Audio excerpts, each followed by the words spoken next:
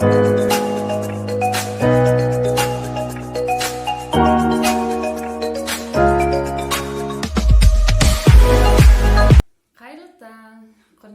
өз өмірінің чемпиондары, өз өмірін, өз нәпсісін жеңген жеңімпаздар.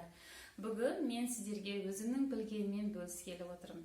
Мен өте көп 2018 жылдан бері сабақ алып келе жатырмын. Соның ішінде өте көп білімдер алдым. Енді соны сұрыптап сіздерге өте әдемі қылып өз білгеніммен бөліскелі отырмын. Бүгінгі негізгі сіздерге өтетін сабағымыз энергия көздері. Мен шындығында да ең бірінші осы білім алатын кезде энергия туралы тіпті білмейтін. Энергия не? Энергия бар, энергияны жіберме дегенде. Ол қандай энергия, қайдан энергия? Ең бірінші мен Кәмшат Бегежігезовтың сабақ алдым. Сол кезде бізде бірінші сабақта болды. Энергия көздері, энергияңды қаяқтан аласың, қалай энергияңды толықтырасың, қалай энергияңды қайда жұмсайсың. Сонда мен түсінбейтін, ол қандай энергия деп. Шындығында келгенде бізде Аллах тағалам 24 сағатқа жететін адам баласына энергия берген екен. Ол энергияны біз қайда жұмсаймыз? Шындығында сол энергияны Аллахтың разылығы үшін жұмсаймыз ба, жоқ сол энергияны тектен-тек төгіп шашып жібереміз ба? Осы мәселеге біз зер салмайды екенбіз да. Мысалға, Аллах тағалам бізге 24 сағатқа жететін энергия берді. Ол энергияның 8 сағатын ұйқыға кетіп жібердік дейге. Енді қалған уақыты бар. Қалған уақытын біз қандай нәрсеге жұмсаймыз? Өз-өзімізге есеп бермейміз. Абай атамыз айтқандай, өзіне өзі есеп беру керек. Есті адам өз-өзіне есеп беру керек дейді. Содан бері мен өз-өзіме есеп беріп, энергиямды қайда жұмсайтынымды білдім. Ал мен сіздерге де осы энергия көздеріңізді қайда жұмсайтындарыңызды біліп, өз-өздеріңізге есеп берулеріңізге сұранамын. Себебі барлық нәрсе осы энергиядан басталады. Ақшадан да қымбат және уақытты үнемдеу арқылы энергияны тиімді пайдалану арқылы өзімізге пайдалы етіп жұмсауымыз керек. Мысалға айтады ғой, тамшының тасты тесу қабілеті тамшының күштілігінде емес, тұрақтылығында. Сол сияқты бізде энергиямызды дұрыс бағытқа қарай жұмсаса, бізге ол еселеп қайтады. Мысалға, энергияның жейтін нәрселері. Энергия өсек айтқан кезде, біреуді жамандаған кезде, біреудің ашуланған кезде, негатив, біреудің сыртынан лағнет сөздер айтқан кезде, және тым көп ішкі қарым-қатынас, бір нәрсені жасағың келеді, бірақ оны жасамайсың. Өзіңе өзің көңілің толмаған кезде, тіпті мынау қабағың үйін түйін болып лайына жүресің ашулан. Осының бәрі энергияны жеп қояды да. Содан кейін отырасың, шаршадым, бірақ өзіңе есеп берген кезде еш нәрсе бітірмегенсің. Бірақ тек қана энергияң жоқ. Сонда біз өзіміздің 24 сағатқа берген Аллах тағаланың энергиясын дұрыс нәрсеге жұмсамағанбыз.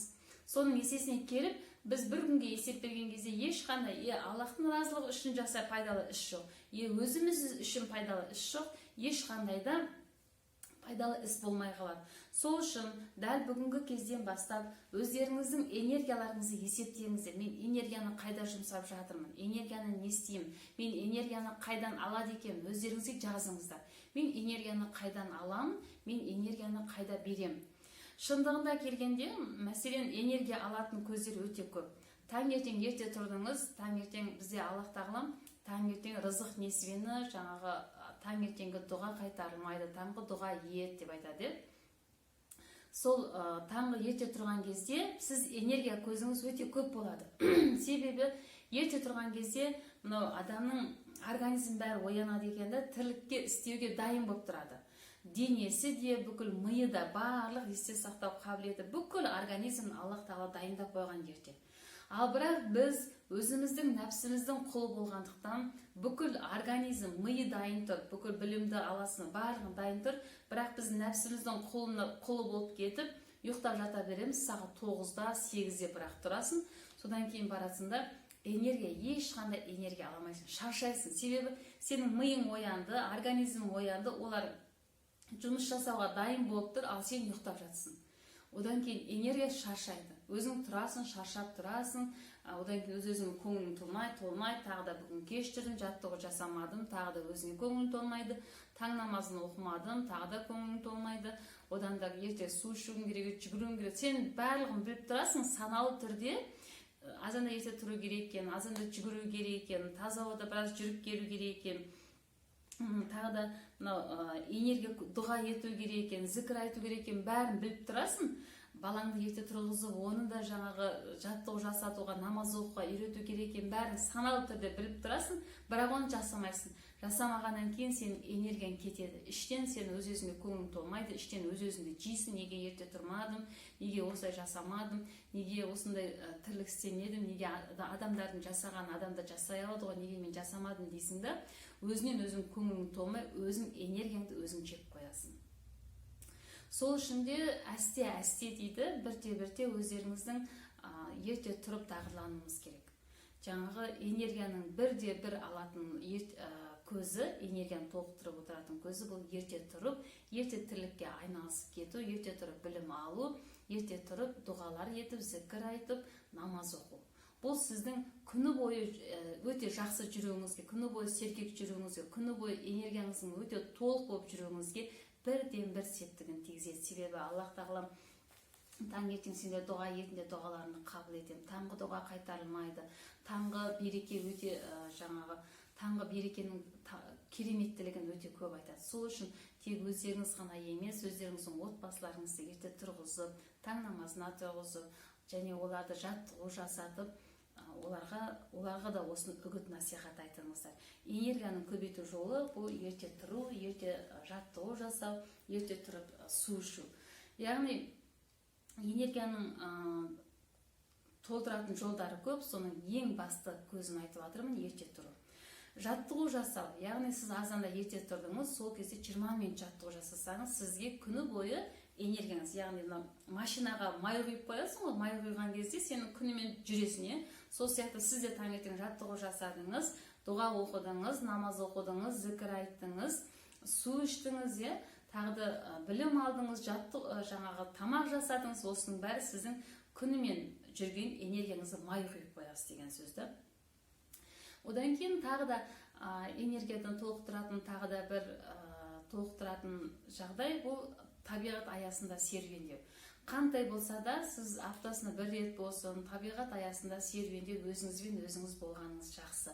Кейін де біз тағы да айтамыз, өзіңді тыңдау, өзіңнің жаныңды тыңдау, өзіңнің жүрегіңді тыңдау деген сияқты. Соның бәріне осы өзіңізбен өзіңіз табиғат аясында мүмкін 10 минут, мүмкін 15 минут, мүмкіншілігі болғанша табиғат аясында жалғыз серуендегеніңіз дұрыс. Бұл да сіздің энергия көзіңізді толықтырады. Яғни сіз жалғыз қалып табиғат аясында серуендесеңіз де энергия көзіңіз толығады екен. Одан кейін адамдарды жақсы көруде энергия көзін толтырады. Адамдарды құшақтау, күніне 5 адамды құшақтау, оған жақсы сөз айту. Мен сені жақсы көремін, саған Алланың нұры жаусын, сені сондай қатты жақсы көремін деп айту да бұл энергия көзін толықтырады. Сондай әке-шешеңізге звондап та хабарласып, мен сізді жақсы көремін, анашы, мен сізді жақсы көремін, әкешім, бұл да сіздің энергияңызды толықтырады. Яғни жақсы көру, құшақтау да энергияны толтырады. Сондай садақа беру. Күніге мүмкін 100 теңгеңіз болсын, мүмкін 50 теңгеңіз болсын, ниет етіп, Аллахтың разылығы үшін деп ниет етіп садақа берсеңіз де, бұл да энергия көзіңізді толтырады екен. Сонымен баламен балаша ойнау. Мысалға балаларыңыз бар, сол балаларыңызбен балаша ойнасаңыз да энергия көзіңіз толықтырады. Бірақ осының бәрін жасау үшін іштегі нәпсі бар. Бұны психологияда піл деп те айтады да. Осы нәпсіңізді сіз жеңуіңіз керек. Бірақ бір рет жеңіп алсаңыз, осы істердің бәрін ләззат алып жасайсыз да. Энергия көзін толықтырғанда кәдімгідей сезінесіз, өзіңіздің сол энергия көзіңіздің толықтырып жатқан, энергияңыздың толып жатқанын кәдімгідей сезіп, ләззат ала бастайсыз. Және сонымен бірге өзіңіздің құлшылығыңыз бар, одан бөлек Аллах тағаламның көркем 99 есімі бар, кітап оқу.